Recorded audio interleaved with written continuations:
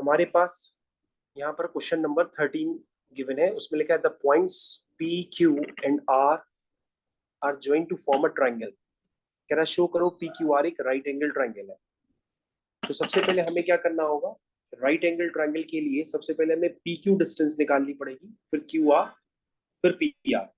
तो सबसे पहले हम क्या करते हैं, यहाँ पे पी क्यू क्यू आर और पी आर डिस्टेंस निकालते हैं। ध्यान से सुनते रहिएगा। जब मैं इस क्वेश्चन को स्टार्ट करूंगा तो इस क्वेश्चन को करने के दो मेथड मेरे पास है।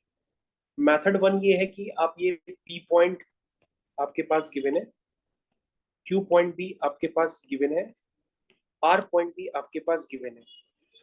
अब आप ध्यान से देखिए, आप पी क्यू डिस्टेंस निकाल लीजिए, क्यू आर डिस्टेंस निकाल लीजिए और पी आर डिस्टेंस निकाल लीजिए।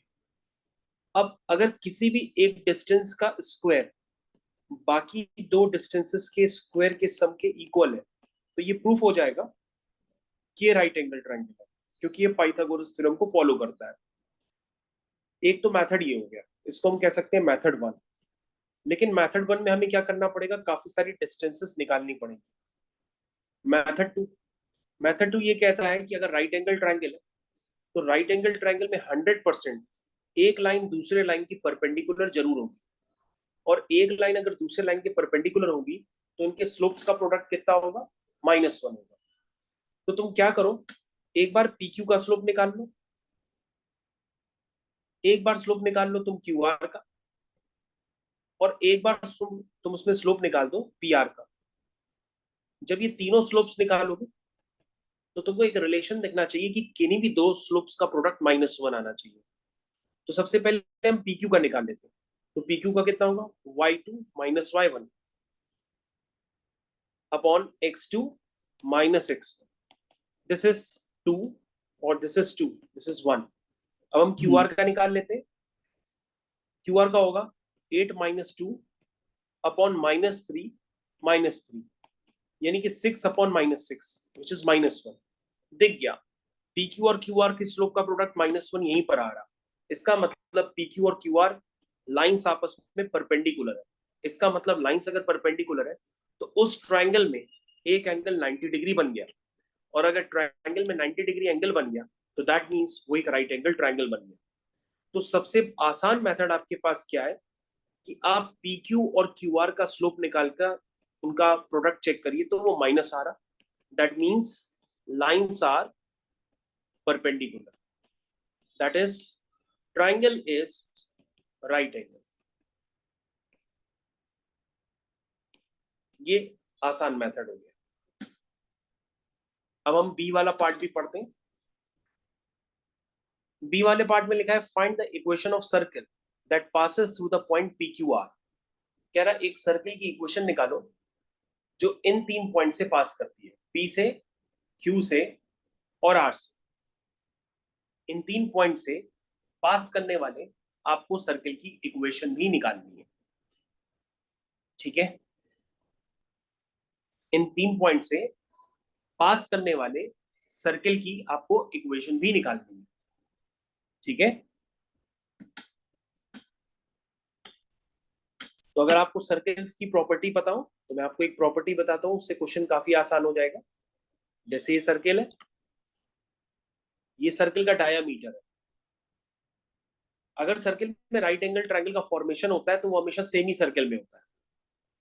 अगर आपको ये पता नहीं है तो आप याद रख लीजिए कि सेमी सर्कल में आप कोई भी ट्रायंगल बनाएंगे तो वो राइट एंगल ट्रायंगल ही होता है।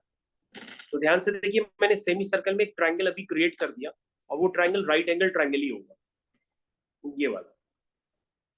और राइट एंगल ट्रायंगल आपको आप पहले से पहचान चुके हैं कि राइट एंगल ट्रायंगल में कि जो ये क्यू पॉइंट है वो 90 डिग्री पर है, और ये पी पॉइंट हो गया, ये आर पॉइंट हो गया। क्यू पॉइंट के कोऑर्डिनेट आप पहले से जान चुके हैं कि क्यू पॉइंट के कोऑर्डिनेट है आपके -3,8। पी पॉइंट के कोऑर्डिनेट है आपके -5,6, और आर पॉइंट के कोऑर्डिनेट है आपके 3,2। तो आपको ये डायग्राम क्लियर होना चाहिए, और इस डायग्राम में एक चीज नजर आनी चाहिए कि यहाँ पे पी आर आपका क्या है, पी आर एक डायामीटर है।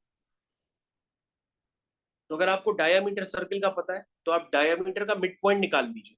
जैसे ही आप डायमीटर का मिड पॉइंट निकालेंगे तो सेंटर ऑफ द सर्किल आ जाएगा। तो अगर आप ये निकालना चाहें तो सेंटर ऑफ द सर्किल निकाल सकते हैं।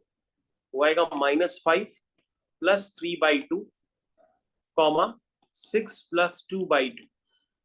दैट मीन्स आपका जो मिड पॉइंट आ गया वो हो गया -2/2 विच इज -1, 8/2 दैट मीन्स 4। तो बेटा आपके पास यहाँ पर निकल करके आ गया उसका सेंटर। और मैंने बताया था सेंटर से पी पॉइंट की जितनी डिस्टेंस होगी उतनी डिस्टेंस आर पॉइंट की होगी, जितना एमपी होगा उतना एमआर होगा। तो इससे आपको क्या मिल जाएगी उस सर्किल की रेडियस, क्योंकि सेंटर तो आपको पता ही है, अब रेडियस आ जाएगा।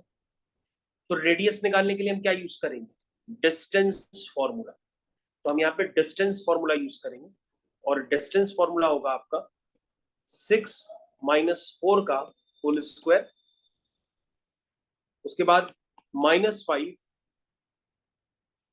+ 1 का होल स्क्वायर। तो बेटा अगर हम इसको सॉल्व करेंगे तो आंसर आपका निकल के आ जाएगा 6 - 4 = 2, 2 का स्क्वायर होता है 4, -5 + 1 -4, -4 का स्क्वायर होता है 16। तो ये वैल्यू आ जाएगी √20। कितनी आ जाएगी, √20। तो इसका मतलब बेटा आपके पास रेडियस निकल करके आ रही है, this is equal to radius. और सेंटर आपको पता ही है, उसको सेंटर आप निकाल चुके हैं। √20 रखे या √20 को कैलकुलेट करना है, जैसा आपका मन। अब आपको बेटा सेंटर आ गया, रेडियस आ गई, तो आप डायरेक्टली सर्किल की इक्वेशन लिखेंगे। वो होगी x - x1 का whole square plus y - y1 का whole square is equal to r square. ये आपका फुल एंड फाइनल आंसर है। अगर आप यहाँ पे भी छोड़ देंगे तो आपको नंबर मिल जाएंगे। आपको ओवरऑल सर्किल की इक्वेशन से लेना देना है, क्योंकि यहाँ पे आपको पूछा गया था कि सर्किल की इक्वेशन बताओ। सर्किल की इक्वेशन फाइनली हमने निकाल ली। तो अब आप इस क्वेश्चन के सॉल्यूशन को एक बार ध्यान से देखिए ताकि मैं आगे कंटिन्यू करूं फिर। डी वाला। ठीक है, कोई डाउट नहीं है, तो हम लोग क्वेश्चन नंबर 14 की तरफ बढ़ते हैं। तो क्वेश्चन नंबर 14 भी मैंने आपको होमवर्क में दिया था। तो क्वेश्चन नंबर 14 को हम लोग पढ़ना स्टार्ट करते हैं। ये आपका हो गया question number 14 that passes through the points 7, 3 and 11, -1, and it has a center lying on the line 2x + y is equal to 7. So तो इसमें m ढूंढना है, तो नेक्स्ट तो क्वेश्चन पे आ गया। m2 रहेगा बिकॉज x के साथ है। तो चलिए चेक करते हैं। इसमें लिखा है find the equation of a circle that passes through the point this 2 points and its centre lying on the line this. तो आपको सर्किल की इक्वेशन निकालनी है जो इन 2 पॉइंट से पास कर रहा हो और उसका सेंटर इस पे लाई करता हो। ठीक है, बहुत अच्छी बात है, करके देखते हैं। सबसे पहले हम क्या करेंगे, सर्किल बनाते हैं। सर्किल बनाने के बाद हम उस पर 2 पॉइंट्स शो करते हैं। एक पॉइंट है 7,3 और दूसरा पॉइंट है 11,-1। और फिर कह रहा है सर्किल का जो सेंटर है वो किसी लाइन पे लाई करता है। वो लाइन हमने बना दी। कह रहा इस लाइन पर सर्किल का सेंटर लाई करता है। तो आपके पास ये जो लाइन की इक्वेशन है वो है 2x + y = 7। तो अब हमको क्लियर कट पता है कि इस लाइन पे सर्किल का सेंटर लाई करता है। तो हम मान लेते हैं कि इस सेंटर का जो ये सेंटर है बेटा, इस सेंटर का कोई लेट कर लो, मान लो उसका x कोऑर्डिनेट a है, तो y कोऑर्डिनेट कितना होगा उसको निकाल लो। तो अगर आप x की जगह a पुट कर दोगे तो y कोऑर्डिनेट कितना आ जाएगा, 7 - 2 है। y कोऑर्डिनेट कितना आ जाएगा, 7 - 2 है, क्योंकि हमारे पास गिवन है कि ये जो सर्कल का सेंटर है वो उस लाइन पे लाई करता है। इसका मतलब अगर उसके सेंटर का x कोऑर्डिनेट a है तो y कोऑर्डिनेट हो जाएगा 7 - 2 है, क्योंकि ये पॉइंट जो है सर्कल के सेंटर जो है वो इस लाइन पे लाई करता है। अब आप अगर ध्यान से देख रहे होंगे तो सेंटर की जितनी डिस्टेंस इससे होगी उतनी डिस्टेंस इससे होगी, ये रेडियस हो गई। यानी जो OA है वो OB के इक्वल हो जाएगा। अगर OA OB के इक्वल है तो दैट मीन्स आप क्या कह सकते हो कि OA स्क्वायर भी OB स्क्वायर के इक्वल होगा। तो बेटा अगर आप ये रिलेशन लगाओगे तो इससे आपके पास a की वैल्यू आ जाएगी। तो आप लिखिए, लिखना स्टार्ट करिए। दिस इज a-7 का होल स्क्वायर प्लस 7 - 2a - 3 का होल स्क्वायर। a-7 का whole square plus 7 - 3a 7 - 2a - 3 का whole square is equal to, आगे देखते हैं, a-11 का whole square plus 7 - 2a plus 1 का होल स्क्वायर। तो बेटा ये आपको इक्वेशन यूज करनी होगी, यहां से a निकल आएगा, a निकल आएगा तो सेंटर आ जाएगा, और सेंटर आ जाएगा तो OA आपके पास रेडियस है, रेडियस आ जाएगी, रेडियस आ जाएगा, सेंटर आ जाएगा तो इक्वेशन ऑफ सर्किल आ जाएगी। तो पहला काम आपका ये है कि यहाँ पे आप किसी भी हालत में सबसे पहले आप a निकालिए। आपको यहाँ पे सॉल्विंग करनी पड़ेगी। सॉल्विंग आप चाहें तो खुद करिए, या मेरी हेल्प लेना चाहें तो हम इसको कर देते हैं। ये हो गया -2a, 7 में से 3 गए 4 का square is equal to a-11 का स्क्वायर, और ये हो गया -2a और 7 + 1 कितना हुआ 8 का स्क्वायर। तो हम लोग एक काम कर लेते हैं, इसको सॉल्व नहीं करते, आपको हिंट मिल गई है, आप सॉल्व करके यहां से a निकाल लीजिएगा। a आ जाएगा तो आपका सेंटर आ जाएगा, सेंटर आ जाएगा तो आप OA डिस्टेंस कैलकुलेट करिएगा, रेडियस आ जाएगी, रेडियस आ गई, सेंटर आ गया, तो आप क्या लिख लोगे, सर्किल की इक्वेशन लिख लोगे। तो ये मैंने काम करके छोड़ दिया है, इसको आप भले आप घर पे कर लीजिएगा। ये आपका हो गया एज अ होमवर्क। ठीक है, तो उस क्वेश्चन को आप घर पे कंप्लीट कर लीजिएगा, और कोई डाउट हो तो पूछ लीजिए इसमें।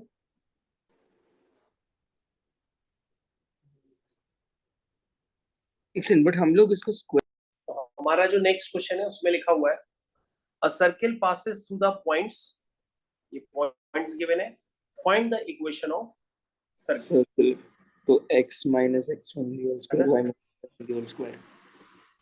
ऐसा हमारे पास कुछ गिवन है।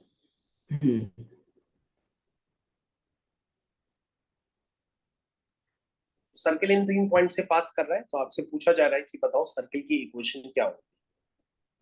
तो इसकी भी वर्किंग मैं आपको हिंट दे देता हूं, बाकी आप इसको घर पे करिएगा। ये आपका सर्किल है, सर्किल 3 पॉइंट से पास करता है। एक पॉइंट आपका हो गया ओरिजिन, एक पॉइंट हो गया आपका 3,9, और एक पॉइंट हो गया आपका 11,11। तो मैं सही से बना देता हूं, एक पॉइंट हो गया आपका 3,9 और एक पॉइंट हो गया आपका 11,11। ये P मान लो और ये Q हो गया। तो इन 3 पॉइंट से पास करने वाले आपको सर्किल की इक्वेशन लिखनी है। तो सबसे पहले अगर आपके पास 3 पॉइंट से पास करने वाले सर्किल की इक्वेशन अगर आपको लिखनी है, और यहाँ पर हमको पता नहीं है कि इन 3 पॉइंट से जो ट्राइंगल बनेगा वो राइट एंगल है कि नहीं है, मेरे ख्याल से यहाँ पे 3 पॉइंट से जो ट्राइंगल बनेगा वो राइट एंगल नहीं होगा, क्योंकि उसमें किन्हीं भी 2 लाइंस के स्लोप का प्रोडक्ट -1 नहीं आएगा, तो वो राइट एंगल नहीं हो पाएगा। तो फिर आपको क्या करना होगा, इन 3 पॉइंट से पास करने वाले सर्किल की इक्वेशन लिखनी पड़ेगी। तो याद रखो, कभी भी इस तरह का क्वेश्चन है तो सर्किल की इक्वेशन को पहले आप लेट कर लीजिए। ये होती है सर्किल की equation, x² + y² + 2gx + 2f5 + c = 0। ये इक्वेशन मैंने आपको बताई थी। अब इस सर्किल की इक्वेशन को निकालने के लिए आपको 3 वेरिएबल चाहिए, एक g चाहिए, एक f चाहिए और एक c चाहिए। अगर ये तीनों वेरिएबल आपने निकाल लिए तो ये तीनों वेरिएबल यहाँ पर पुट करने के बाद आपके पास इक्वेशन निकल के आ जाएगी। अब बात ये आती है कि तीनों वेरिएबल कैसे निकालें। बहुत आसान है, ये इस सर्किल की इक्वेशन है, ये सर्किल किससे पास करता है, 0,0 से। 0,0 क्या करेगा, इसको सेटिस्फाई करेगा। क्या करेगा, सेटिस्फाई। ओके, तो सेटिस्फाई करा दो, जैसे ही आप सेटिस्फाई कराओगे तो एक एक करके सारे वेरिएबल निकलते चले जाएंगे। तो जब आप 0,0 डालोगे तो यहाँ से c की वैल्यू आ जाएगी 0, तो तुम्हारे पास c तो आ गया तुरंत 0। अब इस सर्किल की इक्वेशन को फिर से सेटिस्फाई कराएंगे 11,11 से। जब हम सेटिस्फाई करेंगे तो इक्वेशन बनेगी 11 square plus 11 square plus 2g11 plus 2f11 और c तो 0 है, ये इक्वेशन बन जाएगी। अब पूरी इक्वेशन में 11 कॉमन है तो 11 कॉमन लेके उससे डिवाइड कर दो, तो ये आ जाएगा 11 प्लस 11, पूरी इक्वेशन से हमने 11 कॉमन ले लिया, plus 2g plus 2f equal to 0। 11 common ले लो या 11 से डिवाइड कर दो, पूरी इक्वेशन में कॉमन है। अब 11 और 11 कितना हो जाएगा 22 22 plus 2g plus 2f is equal to 0। फिर से पूरी इक्वेशन में 2 कॉमन है, 2 से डिवाइड कर दो, ठीक है। okay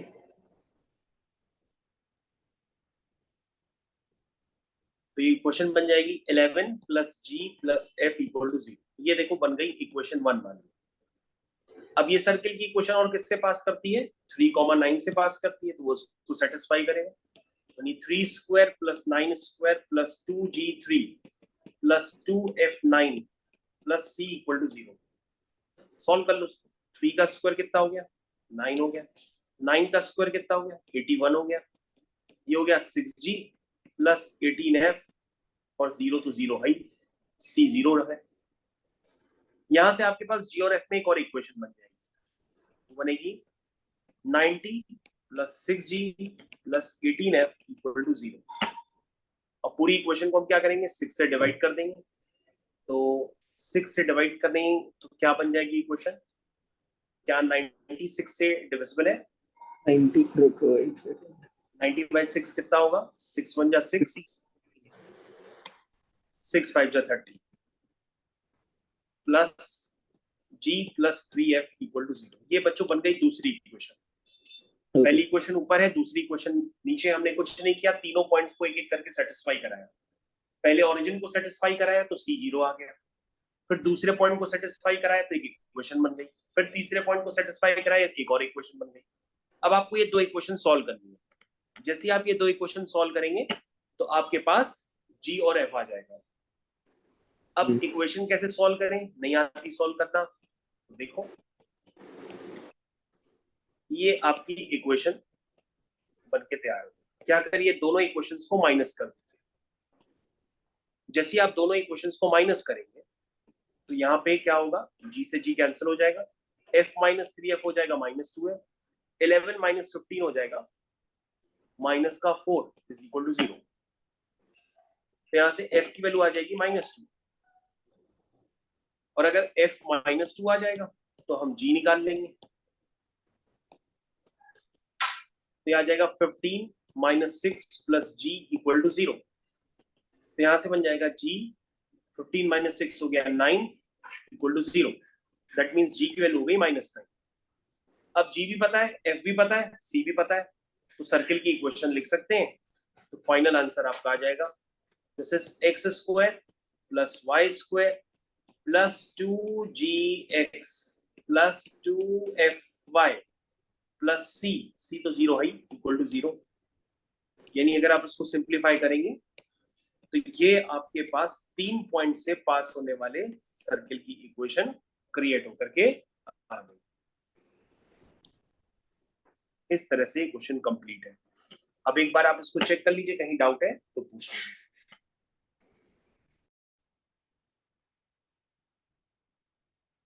तो नेक्स्ट क्वेश्चन है क्वेश्चन नंबर 16, इसको हम लोग पढ़ लेते हैं। इसको लिखा अ circle has radius 10 units and passes through the and point passes through the point 5 comma minus 16.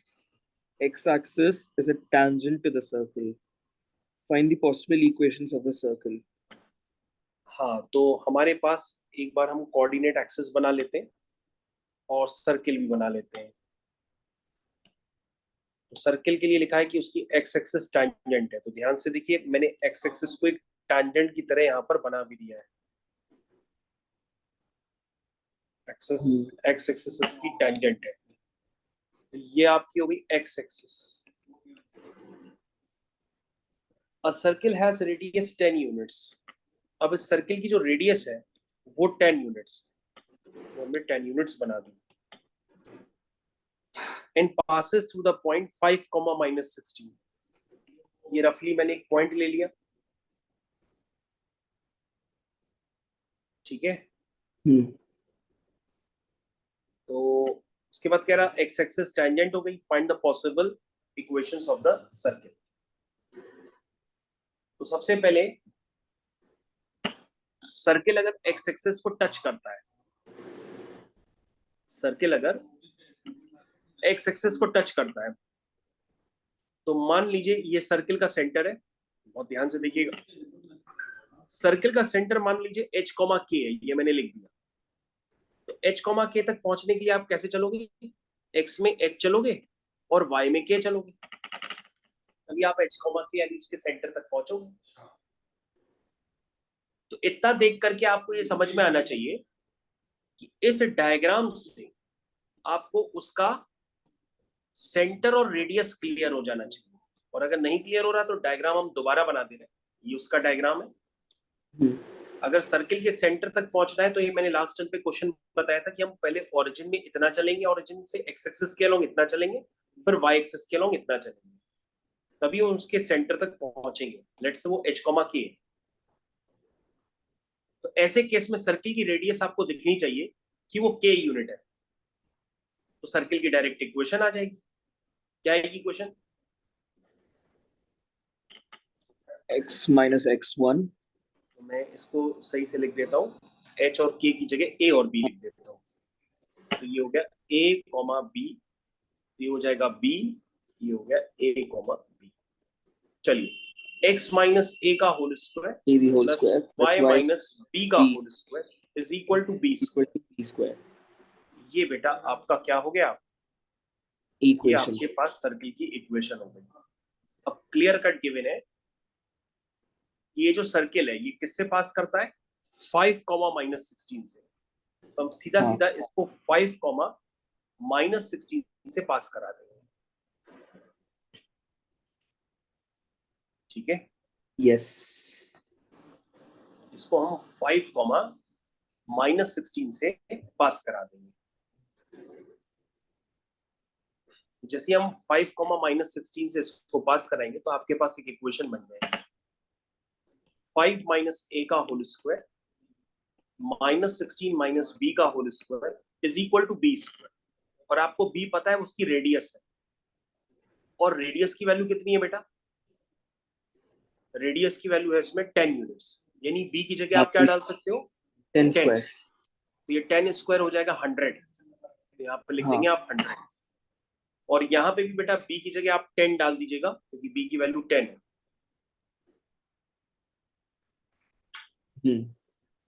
अब ध्यान से देखो, आपके पास एक इक्वेशन बन गई a में,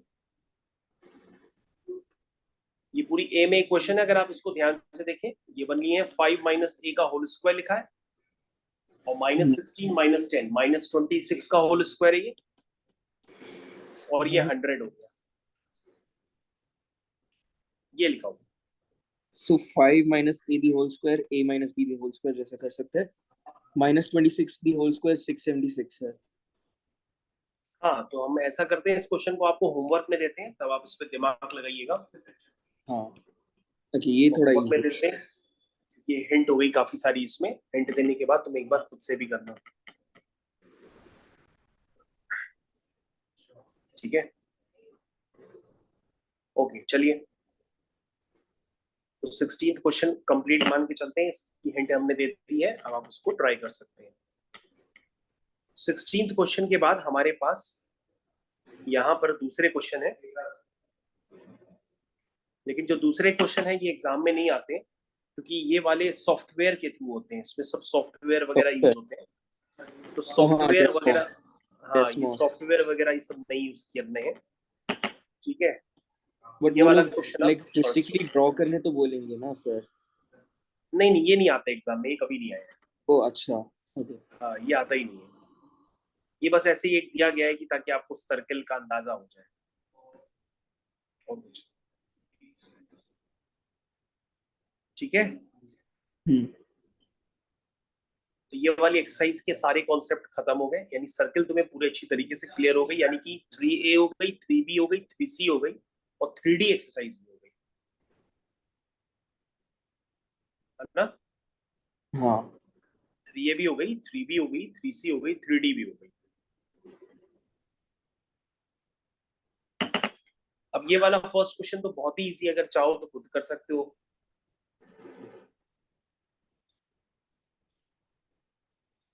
ये वाला फर्स्ट क्वेश्चन जो है तो बहुत इजी है। ये है फर्स्ट क्वेश्चन।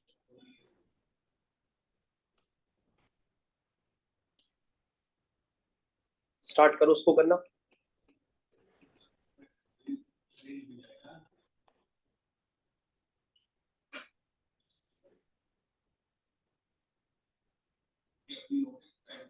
क्या लिखा है इसमें? लिखा है find the point of intersection of a line and a circle. x minus 3 whole square plus कह रहा y है ये सर्किल है हाँ और ये लाइन है, इनके बीच में आपको इंटरसेक्शन पॉइंट निकालने हैं। ओके कितने इंटरसेक्शन पॉइंट आ रहे हैं अभी देखने पे? 2 समझ में आ रहे हैं 2 है ना। और हम बता नहीं सकते, हो सकता है लाइन वो यहाँ पे भी हो सकती है। अगर लाइन वो यहाँ पर हुई तो कितने इंटरसेक्शन पॉइंट होंगे? तब एक ही होगा। हाँ एक ही है तो इसके लिए क्या काम करो, पहले y की वैल्यू यहाँ से निकालो, कितनी है? x x minus minus 3। y की वैल्यू निकाल करके इक्वेशन में पुट करो। ये मैंने पुट कर दी। अब इस इक्वेशन को पहले क्वाड्रेटिक बनाओ पहले ढंग से। तो x minus 3 the whole square a minus b whole ये square हुआ x minus 3 whole square, x minus 1 whole square is equal to 20। इसको ओपन कर लेते हैं। A square plus B square minus 2ab, A square plus B square minus 2ab is equal to 20। X square हो गया 2x square, 6x 2x हो गया 8x, 9 और 1 हो गया 10 इज इक्वल टू 20। T20 को इधर ला सकते हैं तो हम इसको उधर ले आते हैं, तो ये हो माइनस 10 जाएगा -10 इक्वल टू 0। 2 से डिवाइड कर दो।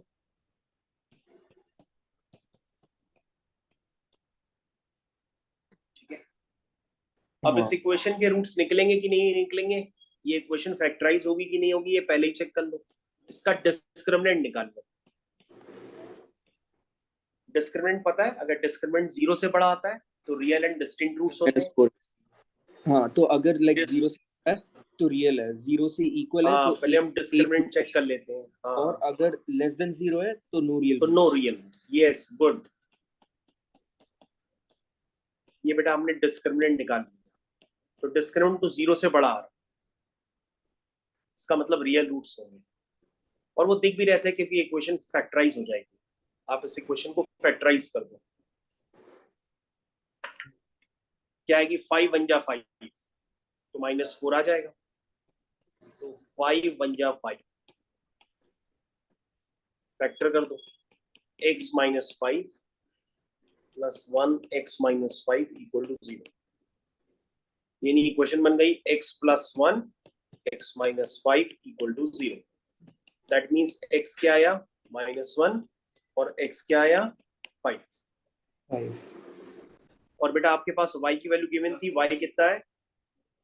y आपका है y x x minus 3। minus 3 तो उसमें एक बार x की जगह -1 पुट करो। जैसे इसमें x की जगह -1 पुट करोगे तो y कितना आएगा? -4। और इसमें x की जगह 5 पुट करो तो तो y आ 5 जाएगा 3 2 2 आ जाएगा। यानी कि 2 पॉइंट्स निकल करके आ गए।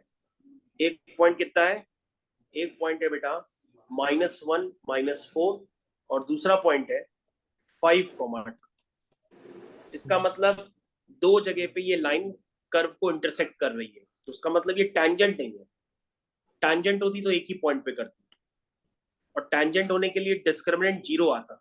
डिस्क्रिमिनेंट 0 आया ही नहीं, क्योंकि डिस्क्रिमिनेंट 0 होने का मतलब उसका एक रूट होता, इसका मतलब वो एक ही जगह टच करके निकल जाती। तो इसका मतलब ये वाली लाइन नहीं, तो इस वाली लाइन को हटा दो।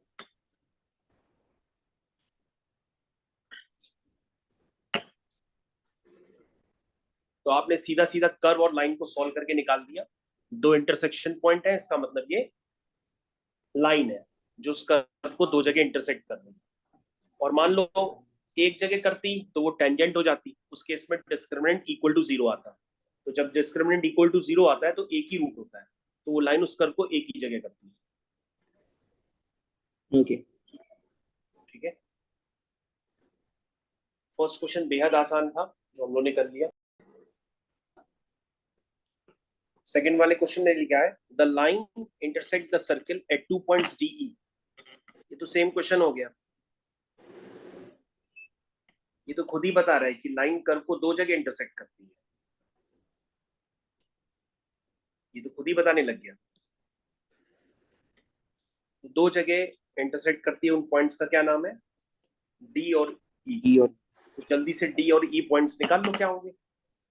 तो आपके पास इक्वेशन क्या दी है? 2x इक्वेशन आपके x पास इक्वेशन दी है 2x minus y plus 3 equal to 0। तो यहाँ से y निकाल लो, तो -3 y आएगा is equal 2x two plus 3। अब y की हाँ वैल्यू तो जो है इक्वेशन में पुट कर दो।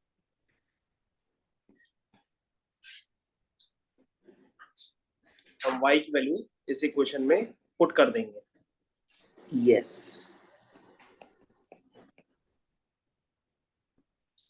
तो हम इस इक्वेशन को सॉल्व करेंगे तो ये x में क्वाड्रेटिक बनेगी, जिसके दो रियल रूट होने चाहिए, यानी उसका डिस्क्रिमिनेंट जीरो से बड़ा होना चाहिए, तभी दो पॉइंट्स निकल के आएंगे।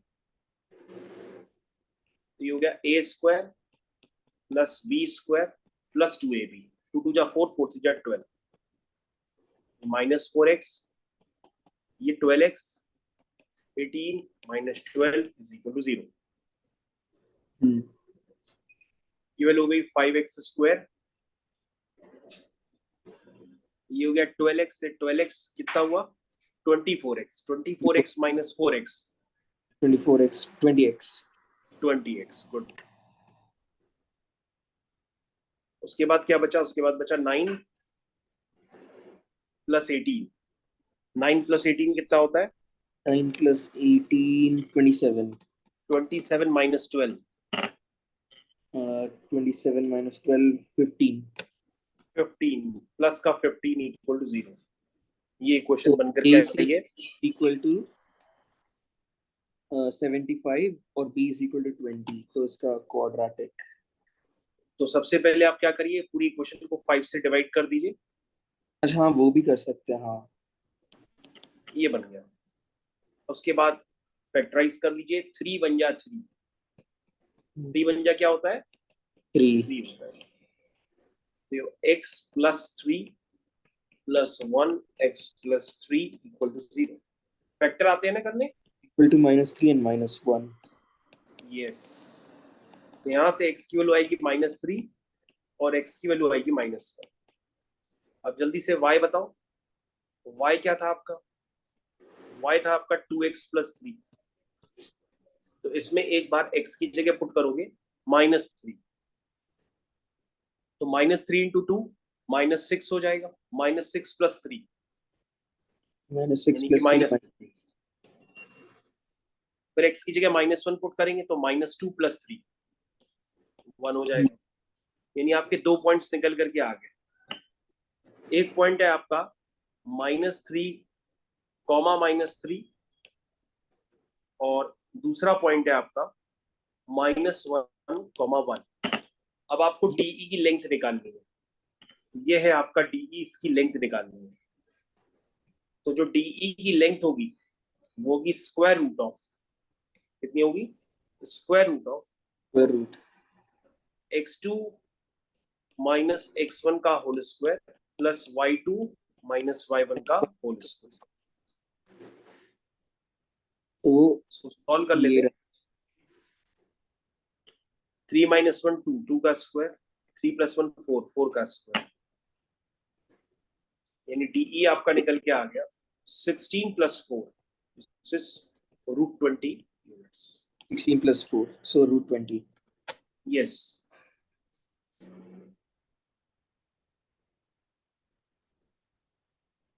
आगे समझ में?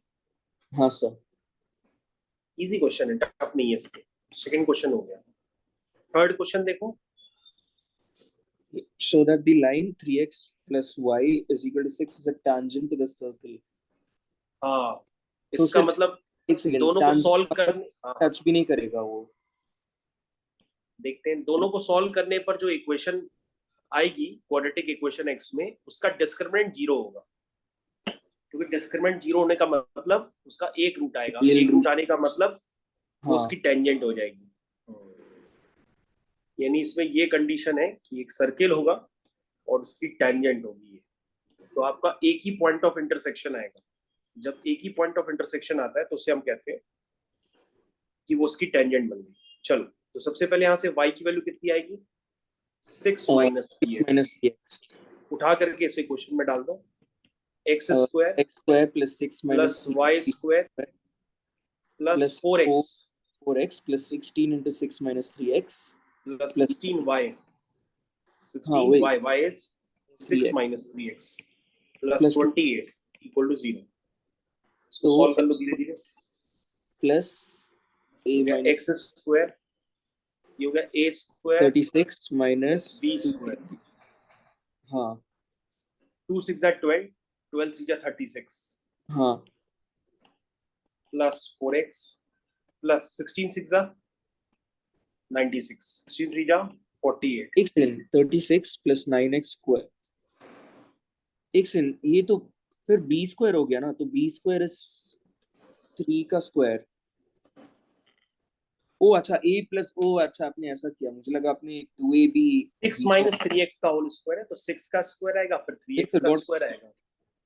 हाँ मुझे लगा आपने a square minus 2ab plus b square वैसे किया, आपने a square plus b square minus 2ab ऐसा किया। Okay got it. ये हो गया आपका 10x स्क्वायर, 10x स्क्वायर ये वैल्यू ये वैल्यू ये वैल्यू ये लाइक टर्म्स होंगे। हाँ माइनस 36 माइनस 48, माइनस 48 और 36 कितना हुआ, 8 6 14, 84 माइनस का 84 प्लस का 4 यानी कि माइनस का 80x। हाँ और क्या बचा, 36 प्लस 36 प्लस 96 प्लस 28 कितना हुआ, 160 कितना हुआ 160। सर ये सब 10 से जा सकता है। 36 प्लस क्या था 96 प्लस 28 कितना बताया, 160। 160। ओके, हाँ ये सब इससे जा सकता है 10 से। 10 से, तो 10 से डिवाइड करके हटा दो, तो फिर x बचेगा x square 8x minus 8x plus 16 is equal to 0। तो ध्यान से देखो, पहले इसका डिस्क्रिमिनेंट निकाल लो, ऐसा तो नहीं डिस्क्रिमिनेंट जीरो आ जाएगा। अगर इसका डिस्क्रिमिनेंट जीरो आ गया तो समझ लो इसका एक ही रूट आएगा, होता है b स्क्वायर माइनस 4ac।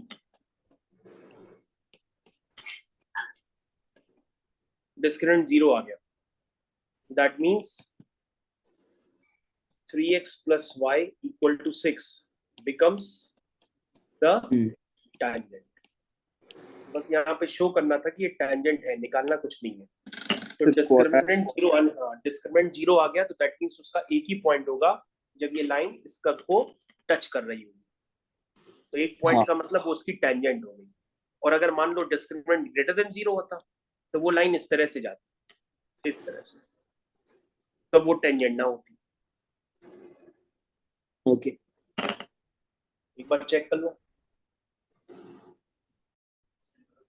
तो यहाँ पे क्लियर कट लिखा हुआ है कि यहाँ पर जो टैंजेंट की कंडीशन है, टैंजेंट की कंडीशन के लिए आपको क्या करना होता है, डिस्क्रिमिनेंट को इक्वल टू जीरो दिखाना होता है।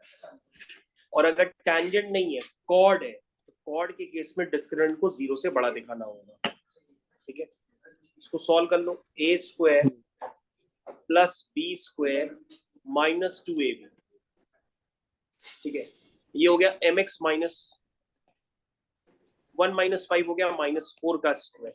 इसको भी सॉल्व कर लेते हैं, ये हो गया x square plus 49 minus 14x a square plus b square minus 2ab। या अब ये m में देखो क्वाड्रेटिक बन रही है, x में भी क्वाड्रेटिक बन रही है, x में क्वाड्रेटिक बना लो तो m square x square square x square plus x square, square अब x वाले टर्म, x 14 वाले टर्म है minus 14x minus x minus 8mx, 8x, हाँ कांस्टेंट टर्म लो 49 प्लस 49 16 है प्लस 16 है माइनस 20 है इक्वल टू 0। हाँ माइनस 20 हाँ अब x स्क्वायर के साथ क्या है 1 प्लस m स्क्वायर है, ठीक है। यहाँ पर x के साथ क्या है, यहाँ पर x के साथ है माइनस 14 14 और माइनस का 8m, ये x के साथ यहाँ पर ये है, हाँ प्लस 45 कांस्टेंट में क्या क्या आएगा प्लस 45 45 इक्वल टू 0। अब देखो ये क्वाड्रेटिक इक्वेशन बन गई है, कह रहा है हमें m की वैल्यू बतानी है ताकि ये लाइन क्या बन जाए, उसको दो जगह कट करे, दो जगह कट करे इसका मतलब टेंजेंट ना हो, तो हमें इस इक्वेशन का डिस्क्रिमिनेंट क्या करना पड़ेगा, 0 से बड़ा करना पड़ेगा क्योंकि टेंजेंट नहीं है। इस इक्वेशन का डिस्क्रिमिनेंट क्या होगा, हो जाएगा ये बी स्क्वायर माइनस 4ac, इसको तुम्हें 0 से बड़ा करना पड़ेगा और इसको सॉल्व करना पड़ेगा। तो बेटा जरा पहले ये सॉल्व करके बताओ ये इक्वेशन आ क्या रही है, ये जरा सॉल्व करो, एक्सप्रेशन कितना निकल के आ रहा है।